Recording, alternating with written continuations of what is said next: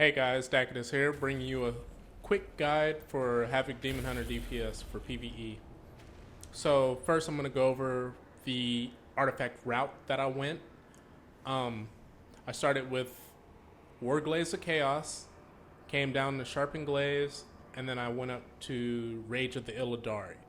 Now, my reasoning for going with Rage of the Illidari is um, for the trash packs and mythics and heroics and stuff, since I was going to be spamming that for gear.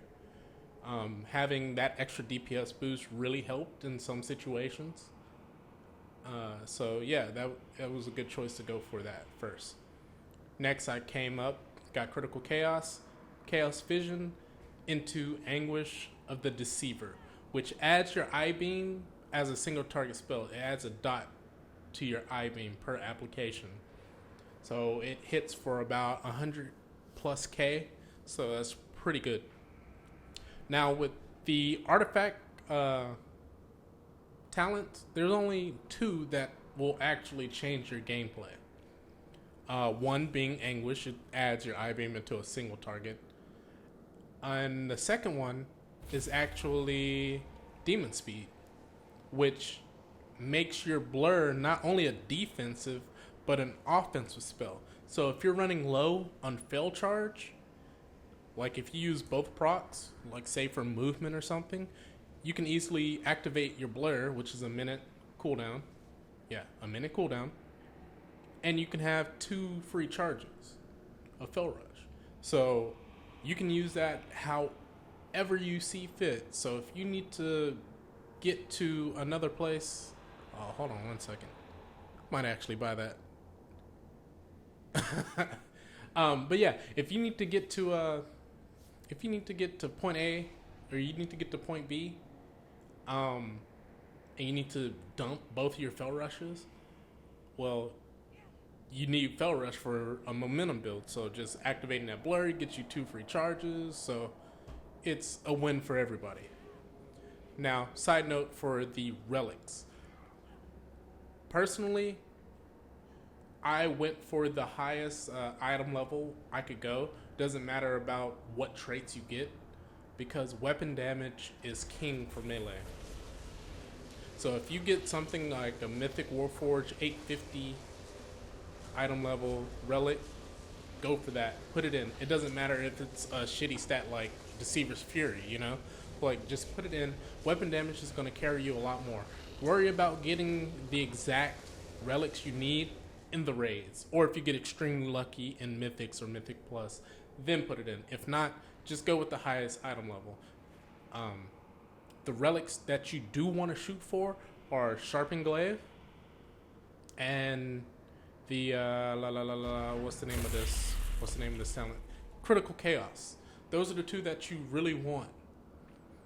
I believe in the raid there's 2 fell Critical Chaos and then 1 Shadow Sharpened Glaive that you're gonna want to go for. So that's gonna be your optimal thing. So both your fells are gonna be Critical Chaos, and then your 1 Shadow is gonna be Sharpened Glaive. That's what you should aim for. But until then, until you get lucky with drops, until RNG decides to grant you that, then just stick with the highest item level. Okay, on the talents. Now, the talents you see here is the cookie cutter, Simcraft approved best talents. That's going to net you the most DPS. Now, disclaimer. If you do not like a high momentum build, a high movement build, do not play it at all. If you can execute a Demon's Blade Nemesis build better, or if you just like Demon's Blade, then use that. Because if you can't keep the uptime on momentum like you're supposed to, if it feels clunky for you, if it doesn't just feel right, you're not used to it, then by all means don't play it. You'll pull more DPS for playing with the talents that you enjoy, that you like, better than forcing yourself to do something you can't do or don't like to do. So I went with the high momentum build. It took a second to get used to, but so far I'm pretty used to it right now. You got Fel Mastery, granting you extra damage for your Fel Rush and granting you Fury, Prepared, over Demon's Blade. Now, there are some situations where there are some fights actually where you're gonna want Demon's Blade over Prepared. It's good to have all your talents mastered just in case you do need to switch over for each fight. So if you need a stationary build, you have that stationary build down pat, like a Demon's Blade Nemesis. Be used to that, or a straight momentum build.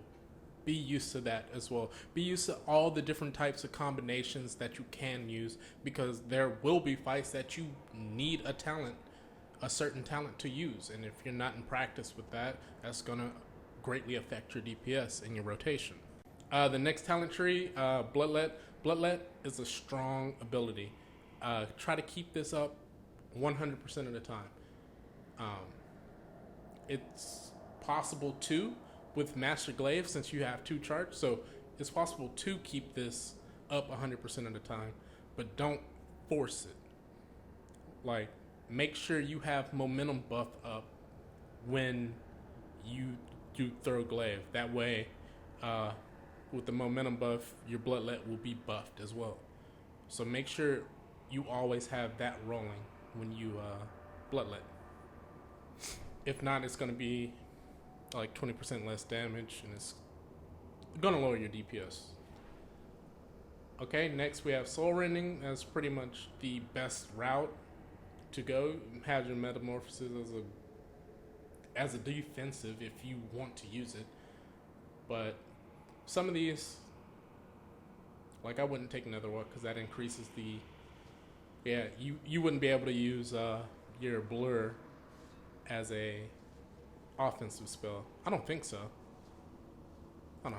Let me check.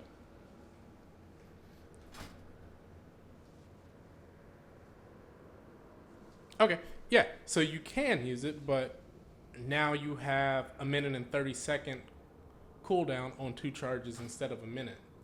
So I don't think that's worth it. Now, there may be some fights that call for it. Just be wary of your talents. Just know your talents. Know what you need to do. Experiment. Like, the first few weeks, I've experimented. I had different combos and everything. Like, I tried Chaos Cleave. I tried all different... I went straight down one day. I went straight down and tried just that, you know, just to switch it up. Just to see what would work, what felt right, you know. Just experiment. So I'm ready for those raid situations. So if I need to switch it up, I'm used to it, and I can switch up at any given notice. Okay, next tree, we have Momentum. Momentum's king in this tree for high movement. If you don't want to do this build, like I said, go Nemesis. Nemesis is also a great cooldown. It will keep up with Momentum, but overall is going to lose out. And Fel Eruption. Now, I tried Fel Eruption. Fel Eruption is a cool spell. I used to play Frost Mage back in ICC, like at the beginning of ICC, and they had, damn, what's that spell called? Deep Freeze. Frost Mages had Deep Freeze. And I remember doing Heroic Marigar and deep freezing him.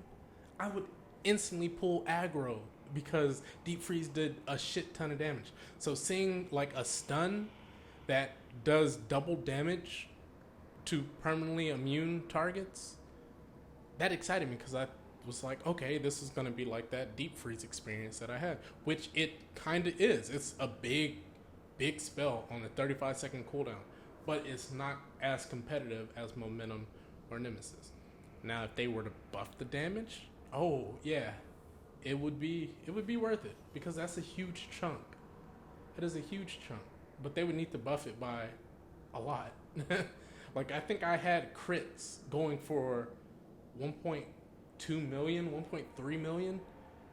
I'll do a video on Fel Eruption just to show you the pure damage that this spell can do, that it's capable of. But just know it's not worth giving up Momentum or Nemesis. So there may be some fights in the raid coming out, so just be wary of that.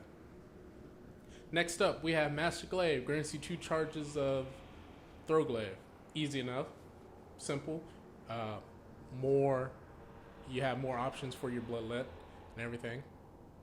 Then you have Unleash Power, which to me is pure PvP, but again, there may be some fights that you need to stun ads, and you don't want to waste Fury on those ads. You want to save up that Fury for your Blade Dance or your Eye Beam, or so on and so forth.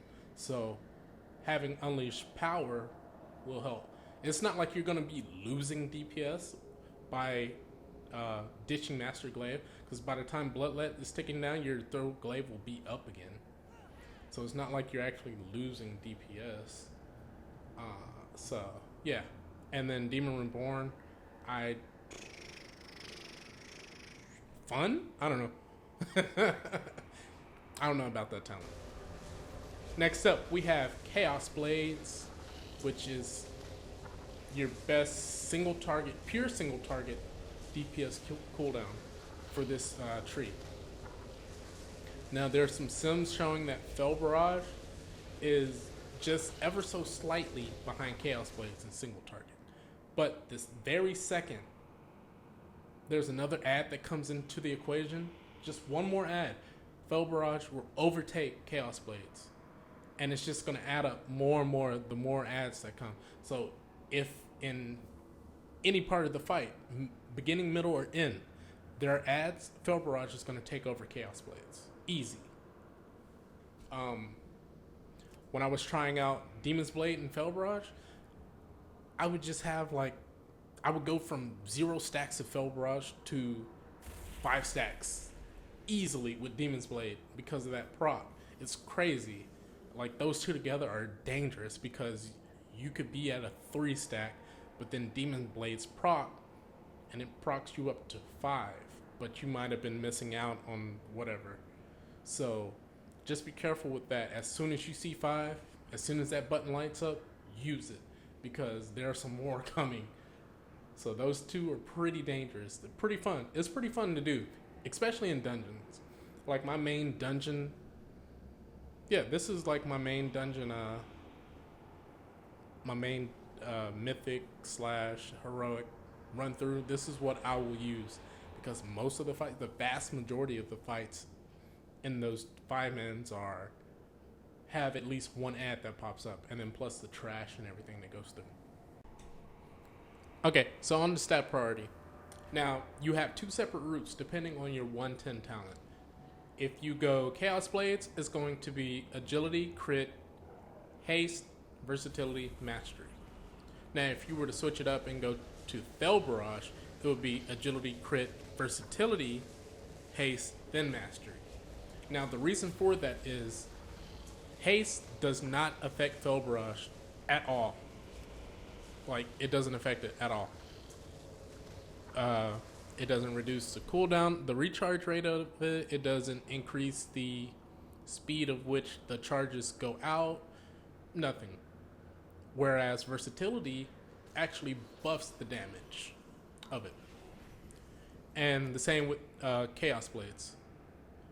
Haste is going to affect, since Chaos Blades gives your auto attacks a chance to deal 200% increased damage, Haste greatly affects your auto attacks. So the more haste, the more auto attacks, which in turn means more damage during Chaos Blades.